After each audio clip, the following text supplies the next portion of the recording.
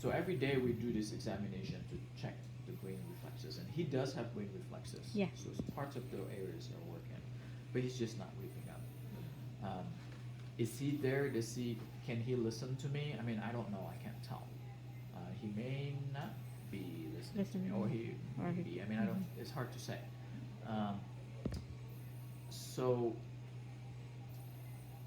we taking all those probabilities and based on what the events. A lot of times, so 10 minutes. That's sort of like, everybody kind of respond things differently. Like some people, that's long enough that actually cause people not to wake up. So it really depends on that oxygen, how much oxygen going into the brain. And a lot of people don't wake up after 10 minutes, and a lot of people it takes like 15 minutes. It's just every minute matter. Yeah. So keep that in mind. Like he already started with potential brain damage. Could be a lot brain damage that affecting his awareness. Yeah. So even though if he's there, he's not gonna be able to like tell you like, hey, I'm here, or I'm hungry, or whatever. He's just laying his body like this. Okay. Yeah. So we have to take care of him. We have to make sure he get nutrition, give him the oxygen, all those things. So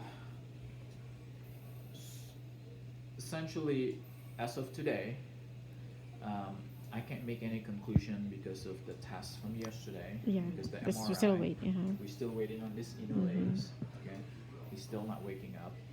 So the chances for him to wake up, I mean, slowly getting lower and lower. Lower. Okay. Yeah. Okay. So I think I'll stop here. Any questions? What questions do you have? Oh, Or Good is thing he you still like gonna that. have a trach? Well, that's Or after we receive all the results? well. So what was the discussion before? Because I haven't really talked about the trick part. Oh, okay. Is that something that you guys decided you want to go ahead and do, or? No, they're not sure about that yet. But we were told that like after a certain number of days that's I guess the next step. Yeah. So trick. You understand what trick is? You know what a trick Just like is? opening Yeah, in here opening. for air. Yeah. So there's a. oh, We breathe through. We have a lung, right? And we Mhm. breathe through the nose and it goes to the lungs, and there's a little pipe in between that's called trachea. So we call this procedure called. I mean, this is in short trach, but we call it tracheostomy. Essentially, cutting the trachea to create opening. So the trachea is like here. Yeah. Why he might need this? Well, first is if we all decide to continue further for a long term, because trach is slightly different than the tube in his mouth. yeah. It's just shorter. Because Okay. right now that's not a trach. That's just a tube that going into mouth, Down. throat, and then eventually sit in the trach. Yeah. But it's just longer. Yeah. So why do we want to change that for the trach? Once for long-term purposes, because it reduces your risk for infection. It doesn't eliminate it. It also easier. It let our respiratory therapists or nurses to clean. If you have Ah, okay. secretion, you can just open it And then suck clean it up out, and yeah. suck it away. And some people get better. I mean, in this case, he has to wake up first. Yeah. People who are awake, they get better over time, and they don't need this anymore. They take it out. Take it out. Some people don't get better. They ended up being dependent on it, so permanently. So, but it can stay long term. Okay. Versus that, if you keep it there for a long time, it would erode a lot of things. Like one, it can get infection, and two, it can cause because it will go through your vocal cord. It So irritates it can, them. it can make the vocal cord weak. It goes through your mouth, and then this can erode your inside your mouth. There are other complications. People who require a lot of rehab, they want to talk and you can't really talk here. It's just convenience also. Mm-hmm. So there's many reasons why we recommend to change To, the to trach trach. Okay. if the plan is moving Forward. For longer. for longer. A lot of times, I don't recommend in a situation where we're not going anywhere. In a situation where whatever we're doing, we're actually prolonging the suffering, Mm-hmm. meaning prolonging the pain. Like people who don't wake up, they, they just lay like this, and they're gonna be permanently needing a Needing trach trach. for sure because they're not waking up. Mm-hmm. And are we really helping the patient, or are we really Just giving him more pain. giving him more pain and giving him more suffering? And it's not fun to have to live laying in a bed, not able to do anything. Mm-hmm. And I can't imagine. I can't put myself on that situation. So, but in general, trach is the hope for trach is in general is to get people better, Mm-hmm. and so that you can get it out. That's really the hope. Mm-hmm.